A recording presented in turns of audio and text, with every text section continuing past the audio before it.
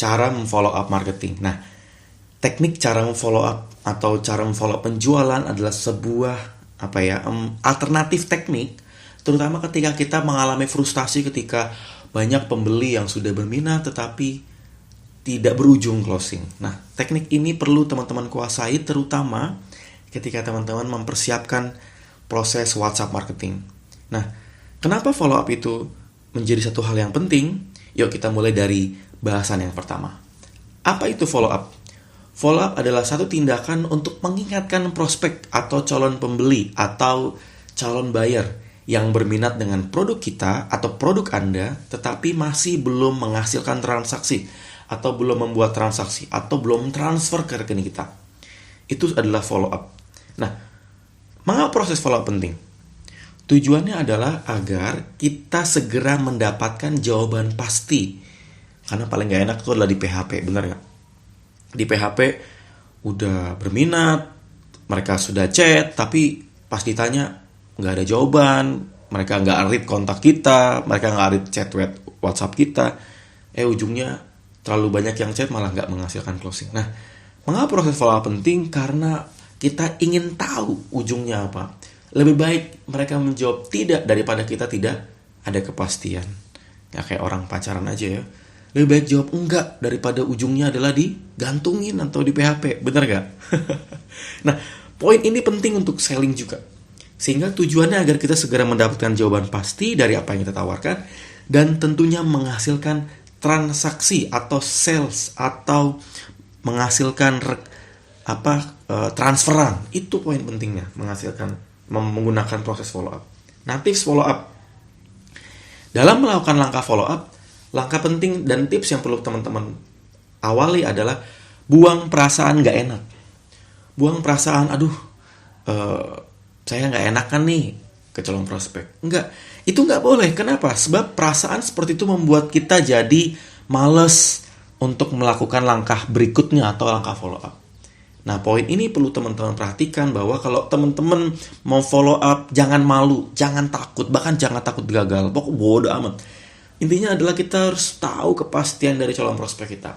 Intinya kita pengen tahu mereka ujungnya beli atau enggak. Jangan sampai kita di PHP-in mulu, bener? Nah, follow up ini penting terutama teman-teman yang jualan online. Bahkan teman-teman yang asuransi, MLM atau apapun itu. Ini penting sekali. Nah, saya akan coba jelaskan 5 cara follow up yang baik, terutama buat teman-teman yang menggunakan WhatsApp marketing.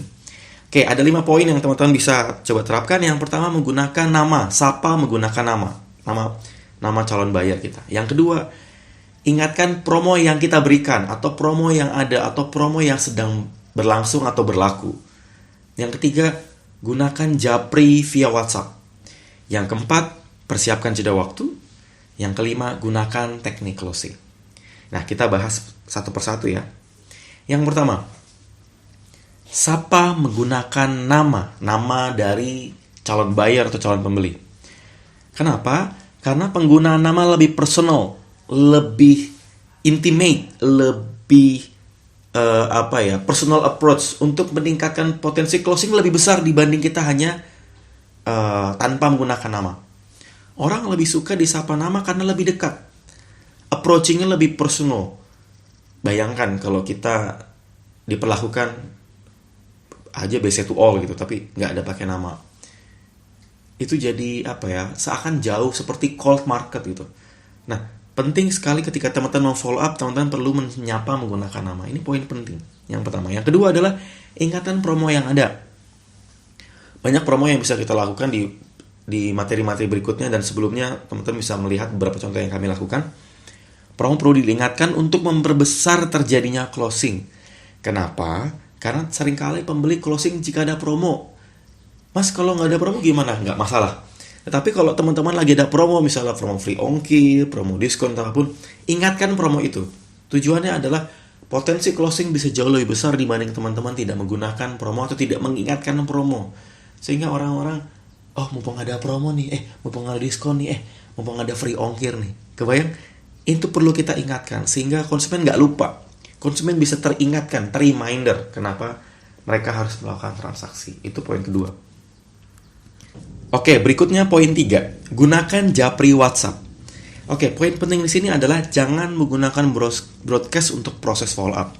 Kenapa? Karena broadcast via WhatsApp untuk memfollow up itu konversi rate-nya rendah. Orang jadi tidak personal seperti berhubungan dengan poin pertama tadi. Nah, proses japrian via WhatsApp itu perlu kita lakukan satu persatu. Memang manual, tetapi lebih baik manual tapi konversi rate-nya besar dibanding teman-teman gak manual, maunya automatically share to all tapi malah nihil, nggak ada yang closing.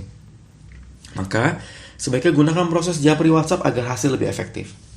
Berikutnya, jeda waktu follow up. Jeda waktu usahakan maksimal 3-5 hari, jangan kelamaan. Karena kalau teman-teman kelamaan nanti hasilnya malah rendah. Kenapa? Mereka udah lupa, atau makan mereka udah ditikung, mereka sudah diambil oleh produsen yang lain atau penjual yang lain. Dan ingatkan minimal 3 kali. Jangan cuma sekali, karena seringkali ketika sekali kita hanya mereminding, mungkin dia lagi di jalan, mereka lagi nggak aktif WhatsApp-nya, kuota lagi habis, WhatsApp lagi nggak dibuka. Jadi minimal 3 kali. Ujungnya sampai kapan Mas Hermas? Sampai ada reply. Sampai mereka memastikan beli atau tidak. Kalau mereka masih nanya suami dulu, nanya ini dulu, nunggu ada uang dulu, berarti mereka masih ada potensi closing. Tujuan follow up adalah ujungnya adalah transaksi. Jadi kita pengen tahu kepastian mereka transaksi atau tidak. Oleh karena itu penting sekali teman-teman perlu perhatikan, perlu jeda waktu maksimal 3-5 hari dan ada minimal 3 kali reminding mereka. Berikutnya, gunakan teknik closing. Ada beberapa teknik closing yang bisa dipakai. Nah, teknik closing ini bertujuan di bagian akhir untuk mempercepat atau memberikan kepastian closing dari mereka dan memperbesar potensi konversi rate closing. Ada beberapa macam. Yang pertama, saya contoh yang sederhana. Yang pertama adalah teknik pilihan. Teknik pilihan ini adalah membuat si para calon pembeli itu punya pilihan yes or yes, ya dan ya. Jadi kita tidak memberikan pilihan yes or no. Misalnya, jadi transfer apa enggak, jadi beli atau enggak. Nah, itu cara yang salah. Yang benar adalah ingin menggunakan BCA atau Mandiri, Pak. Rencananya ingin beli 1 atau 2. Rencana ingin produk yang A atau yang B. Kebayang ya? Teknik pilihan ini penting untuk teman-teman perhatikan, terutama ketika teman-teman nanti pada saat memfollow up calon pembeli. Berikutnya teknik fear. Teknik fear sebenarnya adalah mirip seperti headline fear, tapi tujuannya membuat mereka memperbesar fairness untuk memperbesar closing. Contoh, selamat siang Bu.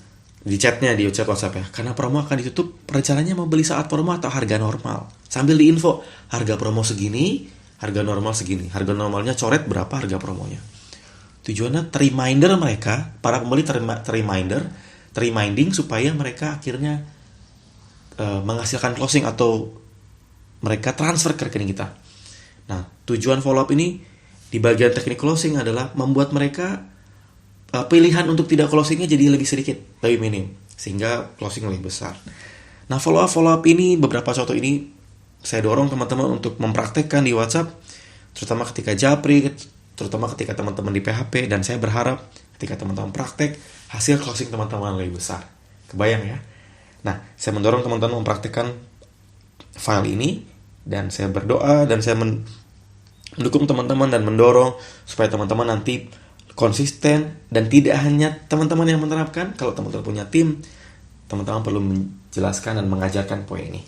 Semoga bermanfaat. Yuk kita praktek.